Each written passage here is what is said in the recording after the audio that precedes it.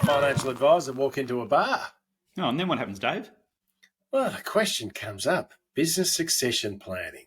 Where Oh, do we start? that sounds boring. Business success, man. I'm already bored. I think it's an important one for a lot of businesses. What do you do if something happens to you? But more importantly, where do you want your business to be? As you get old and as you retire, do you want it to continue? Do you want to sell it? Do you want to hand it on to your children? Do you want to divide it up? What's the plan?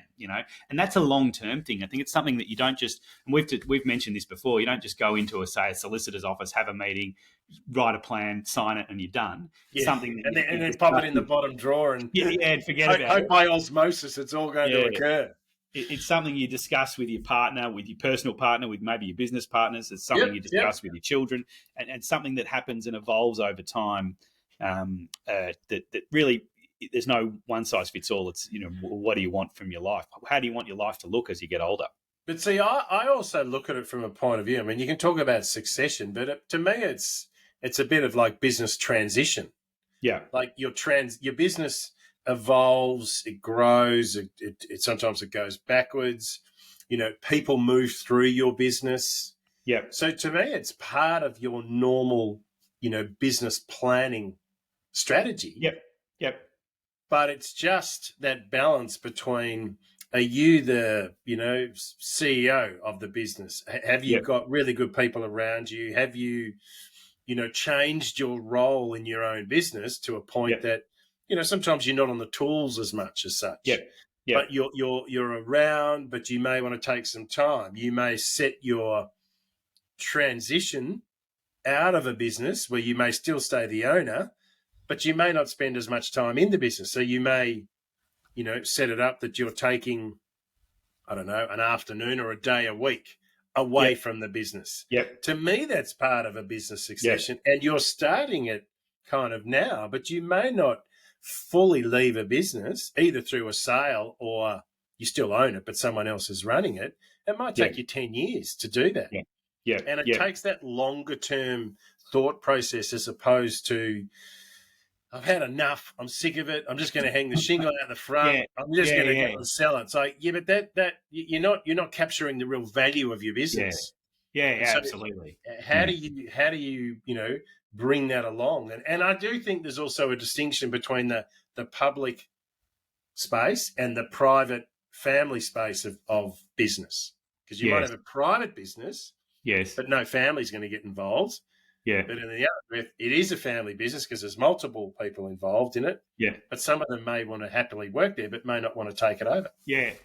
Or sometimes I know some of our clients, the more successful ones particularly, there might be two families or three families who run a business. So there might be two, say, guys who are in partnership who have known each other for years or whatever. But effectively, it's one family and another family, and then maybe we got one at the moment who's got two sons in the business. One of the partners has two sons in the business. The other has two children, but neither of them are involved in the business. So, as a succession issue, and the two sons both, I think, want to stay involved and potentially become owners. So does that mean that the one partner buys it, one partner's family buys out the other partner, at some point, or does it mean that they continue on and these two just become executives and maybe the others stay owners, or however you want to handle it? It really depends on your family and on the structure of your business and so on. But and this is where there's some interesting dialogue that's sort of moving around the space. I mean, we do a lot of work with sort of private businesses and family groups that are involved in business. That I suppose the norm has always been, the younger generation will just come through and kind of take it over. If you go back a couple of generations, maybe even just one, that people are living longer now. So there's this real balance that sort of says, at what stage do you step away? I mean, we kind of chatted prior to sort of kicking a few things off today. So we're talking about business succession planning in our podcast. So Rupert Murdoch, classic, 92. Oh yeah, up to he's still pretty vigorous bloke, isn't he? And he's still working. So there's a point that sort of says, these kids, his children are in their 50s. Yeah.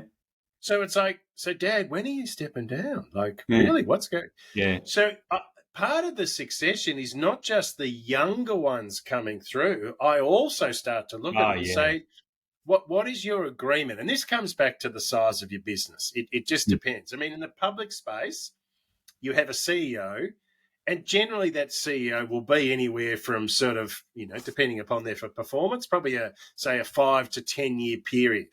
Yep.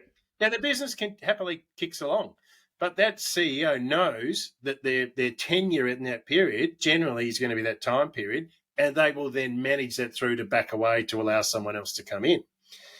To me, part of the discussion on the private businesses is, at what point do you turn around and say, well, should the person who's running the business at the moment be an agreement that says at 65, sorry, Alex, I know you're very good. You've been doing an amazing job.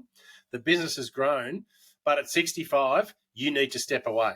Now, that gives you your own capacity that says at 65, okay, I know I'm running this business and I'm loving it. But at 65, I need to step away. What am I going to do after that? Now, you may, because of longevity, you may go and do something else. You may still sit on the board, but not be an executive inside the business on the day-to-day. But it gives you a chance to go, oh, what? I'm going to go off and find another thing that I've got a real interest in. Yeah, why not? And use my skills somewhere else. Or you might, go all sorts of different things. This next phase in your life that gives you this capacity. Yep. Yeah, well, you could rattle a cage in a few places.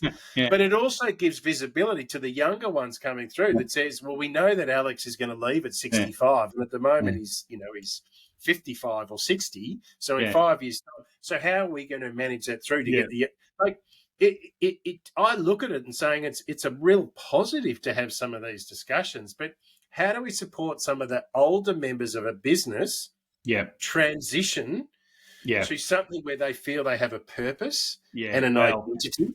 In my experience, the biggest challenge in business succession in the clients we have is having, and can I just stereotype for a minute, having the old bloke step away, right? I could give you a ton of examples of they're terrified. They've got nothing else to do, but there's quite a few where they drop dead. Right, and they drop dead, and then suddenly, and I've got quite one of our clients, quite a young fellow who's had to, and it's just him and his sister, and the sister's not interested in the business at all. He's been working in the business bits and pieces, but not really being anointed as the new CEO. And suddenly, Dad's dead, and that was a sudden death, and so he's CEO, and off he goes. And he's got to carry the can for the whole family, and Mum's still alive, but Mum wasn't involved in the business either. And it was really difficult for him. But that dad wasn't stepping away anytime soon. And then we've got a few where the dad has become the chairman, and he's not the CEO anymore. And maybe we've got one where the daughter's the CEO, but Dad he's not the chairman. He's still the CEO. You know what I mean? And he just cannot let go. In fact, we've got one where Granddad's still the chair. We've got Granddad, and then we've got the daughter, and then we've got the granddaughter, who are all in the business. But we've got the founder probably still owns all the stock. Yeah, right. And so then he'll die, and then the stock might go to a number of people, and some of them are involved in the business, and some of them aren't. Correct. And it's just, but having the old person, the often the founder or the main owner, whatever it is, having them step away is very difficult. They virtually never do, and often it's their health that which is a real sad state of affairs, right? They drop dead. I agree. And you think, well, hang on, what about spending a bit of time with the grandchildren? What about, if you're interested in golf or travel or whatever your passions are, they've all just passed you by, and you've dropped dead at the in the office effectively. And that's, so again, this is why I like to refer to it as a business transition. Yeah, I like that. It's not so much succession; it's a transition that you're in a seat for a period of time, and it's a bit like the Jim Collins stuff. The good to great. Get the right people in the right seats on the bus. If you want to get on the bus, great, but you've got to be in the right seat. And sometimes just because you're the eldest child doesn't mean that you need to be in the driver's seat. And it's the same for the older ones as they mature and they move their way through. There's a point where it says you actually need to step off the bus and you need to get on another one. Doesn't mean that you can't still be an owner. Yeah. Well, and that's a real challenge because people go, why do I need to do that? It's my business. It said, but that's the point. Yeah. You're saying, why do I need to do it? And it's my business. Yeah. Yes, it is. Yeah. But for the business to continue to grow Yes. and for you to step away to find a new sense of purpose, Yeah. sometimes you need to back away for a period of time. Yeah. Well, and a business is really, I mean, it might be your business, sure, but business is a bunch of stakeholders. I feel like Correct. a sense for myself, a sense of stewardship. You got a business, but you got a bunch of clients that you support. You got a bunch of employees that are supported. Yeah. You got people with ownership interest, whatever it is.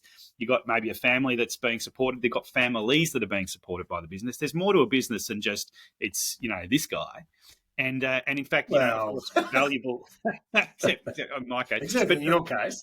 yeah, valuable businesses. I mean, you build a valuable business by not being at the center of every operation. And I think that's also a really important point because that is, all of a sudden it's like, yeah, but it's a really good business. Like, yeah, I know. But if you're not there driving and running it and being across all this stuff and everyone knows that, Alex is walking through the place today, so everyone better be on their best behavior, that actually is detrimental to the business. Yeah, and detrimental to you, right? That's not the Correct, way you want to live because you your life. feel as though you can't back away. Yeah. I mean, So we've had many discussions with clients where there's the husband and the wife, and the husband is predominantly the one that's in the business, and there's a query that says, yeah, but you promised me that when the kids finish school, this would happen. Then when they finish university, and then it's like something else. Then it would like we want to go away for 3 or 6 months. Yeah. But you say we can't take more than 2 weeks because you can't be away from the business for that length of time. Yeah, and then on that 2 weeks, you're on your phone anyway, right? Correct. It starts to build some angst amongst the relationships because. Yeah. So this is where, again, we talk about business transition. Like, let the business be its own operation that supports your lifestyle, but it gives opportunity to other people. Yeah. Whilst you can still deal with the strategic direction, but not the day-to-day. Yeah, and I'd say on that, that to that transition needs to be a long-term thing. So, like you mentioned before, you take an afternoon off a week, or you only check your emails at lunchtime or whatever it is. These are really tiny baby steps where you train the team to be without you. Maybe you train if you want to hand over to your children. Maybe they're there and you're stepping back and they're stepping in. This all has to happen over a period. It's not something that's going to suddenly happen. And of course, if it does suddenly happen, it'll probably be when you drop dead or or you get some illness that just it forces you to deal with it. So I just think it's an exciting time for people to think about it because, again, it comes back to longevity. Yeah, people there's the numbers are clearly showing that. And we've I think we've spoken previously about. I know that we've put some communication out about the 100-year life, and there's a lot of research out there at the moment that people are transitioning from one particular career, and look, they may have worked within an organisation till they're in their 50s or 60s, and then they've had enough. They're like, and they go off and do some hobby. Yeah. It was a hobby that all of a sudden people go, oh, wow, Alex, that's fantastic. Can you come and do that for me? Can you come and do that for me? And all of a sudden they're meant to be retired and they've never been so busy. And they're like, how good's this? I love what I do. I love getting out of bed every day. And I got people paying me for it. This is not a job. I'm just... And all of a sudden, you see these mature entrepreneurs coming out, starting stuff, and they can pick and choose what they want to do. Yeah. And they set their time up that way. And they go, I love the stimulation. I'm meeting interesting people again. I feel as though I'm moving towards something. And to me, part of that challenge in any business is to allow people to do that.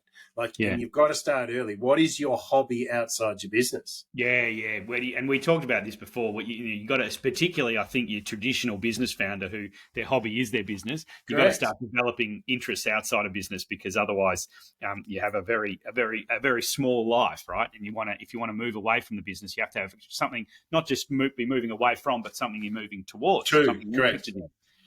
And I've certainly found that myself personally, that the business since I started it, it's become kind of all encompassing. And I think, well, what would I do if I had a day off a week? And the answer is, I don't know. Go back to work, answer my emails, catch up on some work. It's hard. I agree. Yeah. It's really. I'm with you. I'm personally, I'm really struggling with that at the moment as well. Like, if I was to give myself a day off a week, what would I do? Like, I'm that is.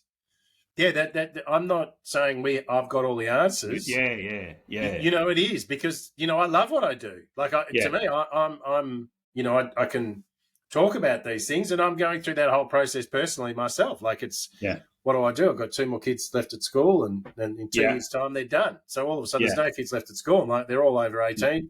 Or as we can go off and do a few more things. But again, how do I? But again, I really like what I do, so I don't really see it's coming to work every day. So what would we say to business owners who are saying, okay, well, I'm not sure what I want to do with my succession. I've never thought about it, which is often the case. Never thought about it. Don't really know. This all sounds like, it sounds like something I should be thinking about. Do you first work out, look, in the long run, do I want to sell my business? Do I want to pass it to my children? Do I want to wind it up? Is that the first step? Do I, what do I want to do? Or do you say, hang on, what do I want my life to look like as I get older? Well, I want to go to Europe every year, Yeah, see, that's one of the, I suppose, and I'll happily give a self-plug here. That is absolutely the process that we do from an advisory perspective. So, yes, as a wealth activist, a financial advisor. It's like, okay, you've got success. What are you going to do with it? And so having a third party just challenging you in asking you some questions, because we get it all the time. When we take people through a framework discussion, and generally if they're married, we like our preference is absolutely to have the husband and wife together, because we ask them a lot of questions individually and jointly where they've said, oh, that's a really good question. I don't have the answer to that. Now, that doesn't mean that we have to stop. It's like, okay, so we've identified some of those queries, or to say to them, what was it like? Sometimes we find that their parent is deceased early. Because they worked and worked and worked and worked, or for whatever reason. So you get some people go, you know what, I'm done at 60 because of my old man died at 70. So I want to use my 10 years that I think, maybe. So it's these sorts of things that you get people to. And so part of it is just, we give the analogy of turning the puzzle upside down out of the box. Right? And we're flipping the pieces over. But the picture is formed. With the questions that we're asking to say, well, what does that look like? Because sometimes you've got to look out 10 or 15 years and then bring it back to say, right, if that's what you want in 10 or 15 years, what are the things that we need to do along the way to get you there? Now, that vision may change slightly, but generally people have got a pretty good idea of what they would like to be doing. Sometimes it's possible, sometimes it's not. But, the best people say to you, start the journey. Yeah, I want to be sitting in my holiday house in the French Riviera sipping cocktails. Is that what they say? And you say, well, is that realistic with your finances? Or do you say, well, hang on, you can't sip cocktails 24 hours a day? That's part of it. I mean, some of it's like, I'd love this. It's like, okay, well, have you got $15 million to buy that piece of real estate? Well, not really. Okay, so therefore now let's change your expectations. But you might have something that is there, but again, it's part of the process is to go through in the discussion and to challenge people along the way that says, but we can work towards that. But you need to work out what it is. What direction do you want to go in? Like, do you want to go north, south, east, or west? It doesn't really matter, but you've got to start. Now, you might take 5 steps forward and go, oh, what I thought was going to be, I don't really want. Well, I mean, that happens to me. But then you've learnt. It's not a mistake. And this is what I get frustrated with. People go, oh, it was a mistake. I just shouldn't have done that. I'm like, no. What did you learn going through that? And what you've learnt from that enables you to make another informed decision. Not see it as a downside. Oh, I lost money on that one. Okay, again, yes, not every deal works every time. But what did you learn? If you had your time again, what would you do differently? Well, that's a very positive attitude. I certainly, when I started the business, I really did it because I wanted some more freedom in my life. I felt that, having the boss telling me what to do, I didn't like it. I wanted to do my own thing, right? I thought I can do this. My boss is no cleverer than me. And what I found is, of course, you do have freedom, but then you have a different kind of constraint. And I'm sure everyone's nodding their head who runs a business, right? Suddenly, instead of, sure, you don't have your boss telling you what to do, but you do have a whole bunch of just realities, client expectations, financial pressures, all of that, family pressures, whatever it is. that you need to manage, and in some ways you're freer, and in other ways you're less free, right? And and we've talked about, do you want to be an employee or do you want to own a business? And there's pros and cons to both. And I don't think. And if you've been a business owner, I think it's very hard to go back to being an employee. Well, we said, we talked about, I'm probably unemployable now. I don't think anyone would offer me a job. I go, who is this maniac? I'm not. No, there's no way. So I think I'm stuck owning a business, like I think probably many of us are.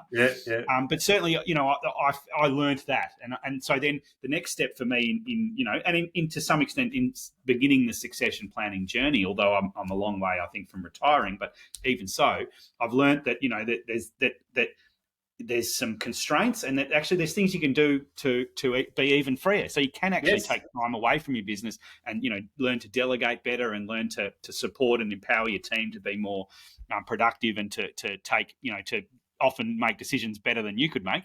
And if you can do that, then you can actually be freer again. And that was the next step for me in my business, because for me it was all about being free and being kind of financially independent. But there's things you can do to address that, but it takes this kind of succession planning, takes taking time away from your business, takes that kind of headspace to work out what you want your life to look like. Because I sort of wanted to be more free, and I ended up a bigger slave than I ever was. And I think a lot of business owners experience that. They work all the time. They're always on their phone. They're not present with their families. They're stressed. They're often not taking care of their health, all that sort of stuff. All because they started this business, which is their baby. And you think, well, hang on, the baby's supposed to be supporting you, not the other way around. Correct. Because it comes back to this issue about time resource. Yeah. Everyone has the same 24 hours in a day. No one gets any more or less. Yeah. They say, so therefore, the same time as Beyonce. Everyone's got 24 hours. So if Beyonce can do it, so can you. But this is where you got to ground people sometimes and say, how do you want to choose to spend your time? You can't. But if I don't do it, okay. So therefore, does that tell you that your business is the size as you're transitioning through? Do you need to put on another resource to support you to get it to the next stage and offload the stuff that you shouldn't be dealing with? And again, it comes into how do you continue to build to. It's like building a house. I mean, you don't build a 4-story house with no solid foundations. Yeah. You need to get your foundation set, and then you can go to the next level, then the next level. And succession planning, or transition planning, as perhaps we should call it, is just part of that. It's part of that business building. Yeah. Because you can use so if you've been in a particular industry for a while, this is what a lot of people also forget. Say, the industry's been really good to me. Okay, so then if you want to stay within the industry because you love it and you want to refine your purpose in a few areas, get involved in some of the associations, some of the there may be some active groups within the industry. So you're still involved. You can go to lunches and presentations and breakfasts. I mean, sometimes you just got to go find them. They're all out there. It's just a matter of how can I give my knowledge and wisdom in a different avenue. You can still be very active in a different way without saying, well, I have to come to the business every day. Yeah. Just because it's their identity and their sense of purpose is, well, I've got to be at the factory or the office or whatever it is. Well, what happens if you don't turn up? Yeah. But that comes back. So you have your meeting, you work out, well, what do I want and maybe that takes some time. What do I want my life to look like over the next 10, 20 years? And then you work backwards, go, okay, how do I make that plan? Correct. And that is your succession plan. Yeah. And it's more transition. It is this sort of, because there is. And also, if you have a couple, sometimes one partner is more engaged with the children. Sometimes both partners are involved in the business. And so they're juggling the kids. The kids go through phases at certain primary and secondary, and then as they get it, there's phases that you kind of move through as to how much time can you dedicate to certain areas. Yes. And again, it becomes managing a wider family unit. It's a team effort. No one is overly successful on their own. It just is not possible. Yeah, because you can only do so much in a day. You need to get people around you to support you. And part of that support mechanism is reaching out to some people that are outside your organisation to kind of go, well, but if I wanted to do this, how can I do it? And again, you may not always get the result that you want, but at least it's opened up your mind and thought process around well, let me just try that. Like, let me see how I go. So what we like to be able to get people to do is, take a day off. Yep. And then it might be we'll progress to that. How'd they go? Let's take a week off. Right. Yep. You literally switch your phone off. And a week away from your phone, because I fell into that trap. I was taking time off, but then I was sending 7 emails at 7 o'clock in the morning, and then another few at 10 o'clock in the morning, and basically I was working all day. It's just that I was not in the office. Correct. And so trying to build it through this process that you can get up to, because generally a month is a full cycle in any business. Yes. So to progress to that point, and again, it might take 3 to 5 years to get to this, to the point where you can start at 6 weeks. So you're missing a full cycle, or you take your month off in between the end of month stuff. So the start and the finish is carried over. Then as you get to 6 weeks, then all of a sudden it's like, well, if I'm out for 6 weeks, why can't I take 12? Okay. Yeah. But yeah. whilst you're away for those small incremental transitions, what fell over whilst I was away? Okay, now let's plug that. Next. And then as you give stuff over to more people to kind of take over, you're like, all right, so now my plate's getting smaller and smaller. Yeah. As I back further and away from the business, I'm actually really, my mind has opened up. It's like, okay, I can sit back as a helicopter view of the business to go, oh, that person over there, they're actually doing a really good job. Yeah. I reckon we should work out how we can nurture them into potentially a new role, or is there an opportunity for us to grow bigger, or do we niche our business and make it tighter but deeper in what we're doing? So therefore you don't have to keep expanding, but your price point goes up because you are the absolute specialist in an area that you've had the capacity to get away to just look at it. So again, that's why I talk more about transition. Yeah. You can't do that if you're just running around answering emails every day. Like it's you're doing. You mean again, people pay us to think as well. Like that. You need people around. So again, I just think this whole business transition is a really interesting area, and it's an exciting topic to get people to get them to talk about what it is that they would love to do. And sometimes no one's ever asked them the question. I mean, we've had many circumstances where, we've met with someone and an accountant that may have worked with this particular individual for 5, 10, 15 years are like, oh my God, I've never heard any of that stuff before. Yeah. And I've got to say, actually, as we work on as lawyers, sometimes, we're doing all their legal stuff and whatever, and you don't actually realize that, they've had a new baby, or that they've started a new business over here, or whatever, or that their goal was always to do X or Y, because you're so focused on the day to day, and you got to hang on. We need to create some space to have those discussions. Get to know them better, and then help them better as their advisor, in whether it's a legal or a financial advisor or whatever. Because it's I'm guilty of that. You're just so focused on the job at hand, and I think, and that happens with the business as well. You don't ask the questions because you're just focused on doing the job that you need, that's in front of you, and life, life passes you by. Yep, unfortunately, and again, this is where it's like, let's try and capture part of that.